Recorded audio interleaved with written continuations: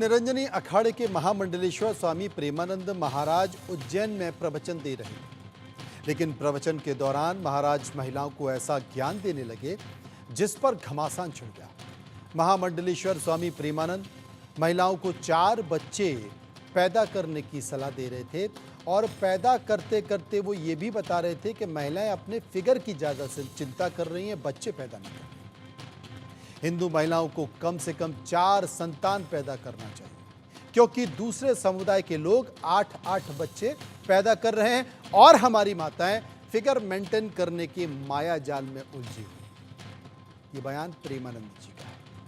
उनके इस बयान से महिला संगठन नाराज हो गई। महामंडलेश्वर के खिलाफ कार्रवाई करने की मांग उठने लगी है। लेकिन सवाल ये भी है कि जब जनसंख्या विस्फोट देश की नहीं पूरे दुनिया के लिए एक समस्या बनता जा रहा है, प्रधानमंत्री मोदी तक जनसंख्या नियंत्रण की बात कर रहे हैं, फिर महामंडलेश्वर के ऐसे बयान क्यों हैं? आज इसी मुद्दे पर हम चर्चा करेंगे, जनता की राय भी जानने की कोशिश करेंगे। लेकिन इसके पहले सुनिए प्रेमानंद, जो स्वामी प्रेमानंद हैं, उनके बयान को कि इस बयान के बाद घमासान छिड़ गया। पुराने जमाने में एक आदमी के कितने पुत्र होते थे? भागवत में लिखा है 60,000। और अब एक, ज्यादा से ज्यादा 2। परंतु आज इस बात की चिंतन और चिंता करने की आवश्यकता है। इस भारतवर्ष को अगर हिंदुस्तान बनाना है तो हमारी माताओं को एक नहीं, कम से कम एक परिवार में 4-4 पुत्र होना चाहिए, कम से कम। आज उत्तर प्रदेश हमारा चला गया, आधा उत्तर प्रदेश चला गया। उत्तर प्रदेश के 17 जिले नाम नहीं लेना चाहता मैं, पर हिंदू धर्म के नहीं रहे। आधा बंगाल, असम में 5 लाख जिनके पास कोई पासपोर्ट वीजा कुछ भी नहीं है, और वहां हो रहे हैं 8-8, 10-10, और हमारी माताएं फिगर मेंटेन करने में लगी है।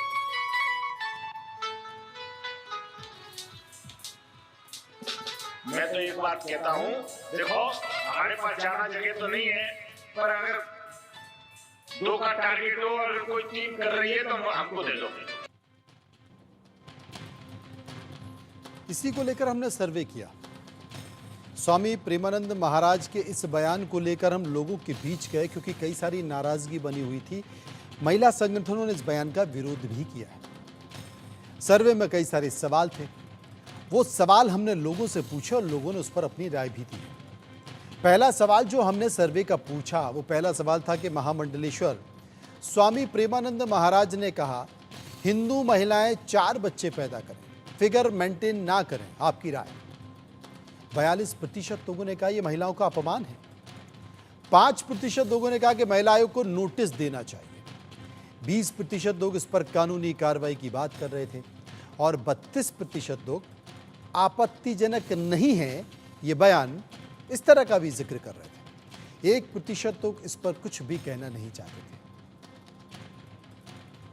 हमने प्रेमानंद, जो महामंडलेश्वर प्रेमानंद जी हैं, उनसे बात भी की है, उनसे इंटरव्यू भी लिया है। उस इंटरव्यू के दौरान उन्होंने कहा कि चूंकि पुरातन समय में हिंदू संस्कृति को बचाने के लिए ऐसा होता रहा है, अखंड भारत रहा है, तो हम फिर से अखंड भारत की कल्पना करते हैं। और अखंड भारत की कल्पना करने के लिए हिंदू संस्कृति, हिंदू आबादी जरूरी है, क्योंकि आज के समय में अल्पसंख्यक आबादी बढ़ रही है, जो कि हिंदू आबादी के लिए और हिंदू संस्कृति के लिए खतरा है। इसलिए हम इस तरह का आह्वान कर रहे हैं। हमने उनसे ये भी पूछा कि अगर आबादी बढ़ेगी तो क्या होगा जब न हवा होगी, न ज़मीन होगा, न रोटी होगा, न कपड़ा होगा, न मकान होगा, क्योंकि इन सब के लिए सबसे बड़ी परेशानी तो आबादी है। आज भी इस देश में लाखों लोग भूखे पेट सोते हैं, उन्हें खाना मिलता नहीं। हाजी नजीम खान है जो कि इस्लामिक स्कॉलर है, हमारे साथ जुड़ेंगे। स्वामी अमृतानंद हिंदू धर्मगुरु हैं, वो हमारे साथ जुड़ गए हैं। तो स्वामी अमृतानंद हैं, उन्हीं के पास हम चलते हैं। अमृतानंद जी, आप क्या मानते हैं महामंडलेश्वर परमानंद जी के इस बयान को, कैसे देखते हैं? आपकी आवाज नहीं आ रही, जरा अनम्यूट कर लीजिए।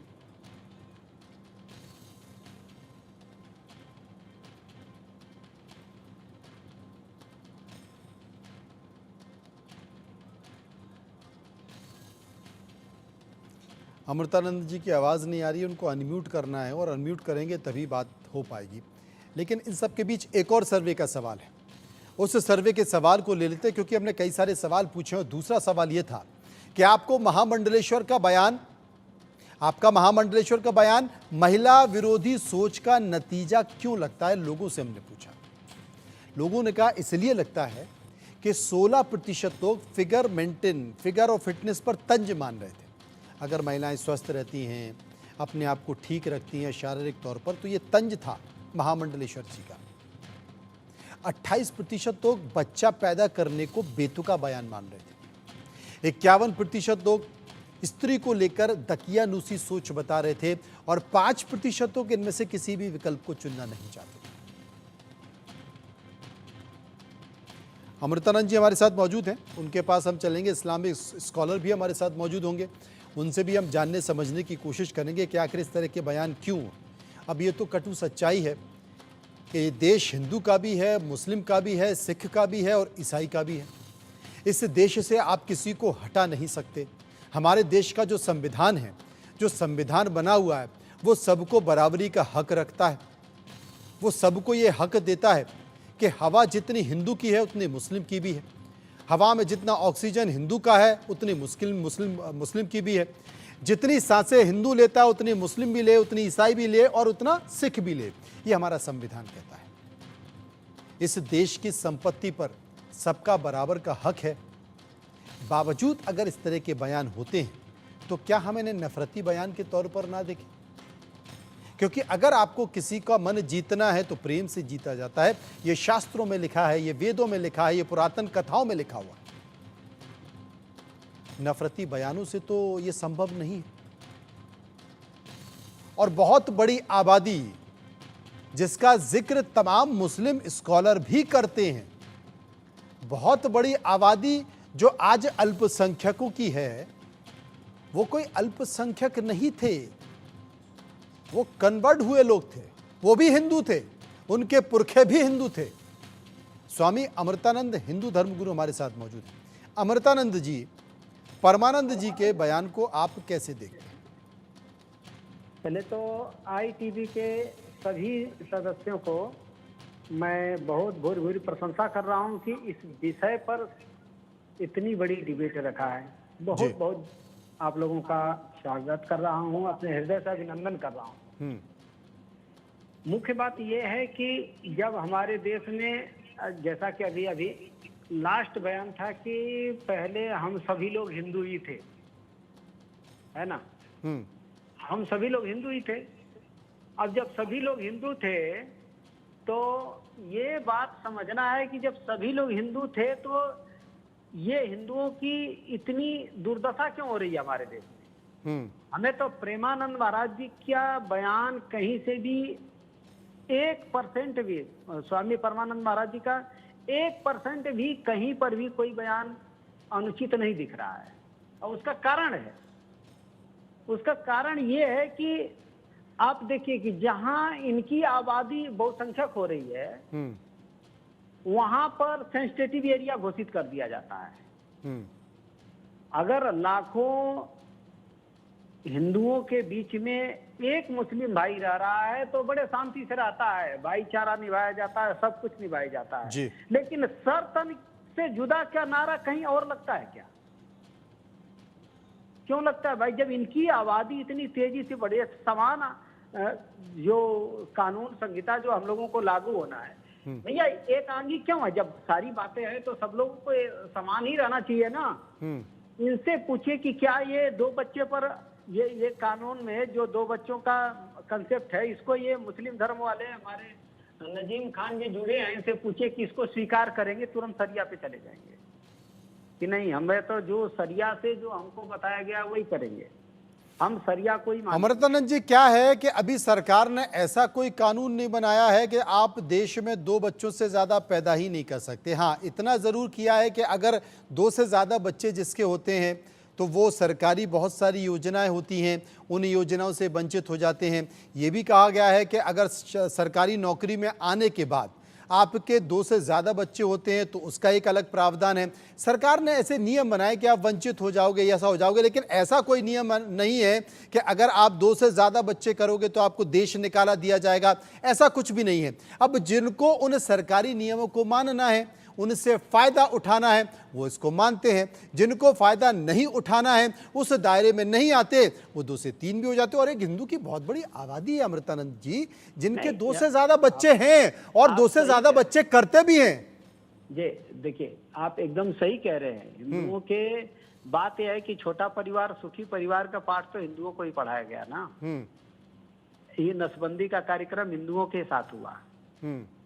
आज भी जो माताएं बहनें, जो आंगनवाड़ी की माताएं बहनें जब जाती हैं ना, गाँव में आप जाइए, एक सर्वे करिए, तो वो घर घर जाकर के बताती हैं कि बहन 2 बच्चे से ज्यादा रखोगी तो ये दिक्कत आएगी, वो दिक्कत आएगी। हम लोग तो गांव गांव में घूमते हैं ना। हाँ, ठीक बात है। ये क्यों होता है? अगर यही करना है तो ये सबके साथ होना चाहिए। मैं तो स्वामी परम पूज्य स्वामी परमानंद महाराज जी को नमन करता हूं कि इस मुद्दा पर विवेचना करने के लिए देश की जनता को मजबूर किया है, और इस पर गहन चिंतन होना चाहिए कि आखिर ये बात, जब मुसलमान हमारे भाई हैं तो वहां सेंसिटिव एरिया घोषित क्यों कर दी जाती है जब भी कोई बात आती है? हाजी नजीम खान जुड़ गए हैं, क्योंकि आप इनको संबोधित भी कर रहे थे। हाजी साहब, जवाब दे दीजिए अमृतानंद जी की बातों का। हाँ मनोज जी, देखिए जिस तरीके से अभी मनोज जी बात कर रहे हैं कि जो बहन बेटियां जाती हैं गाँव में, वो जागरूक करती है कि 2 बच्चे पैदा करना, लेकिन नहीं, मनोज जी जागृत नहीं कर रहे हैं, अमृतानंद जी बोल रहे थे ये बात।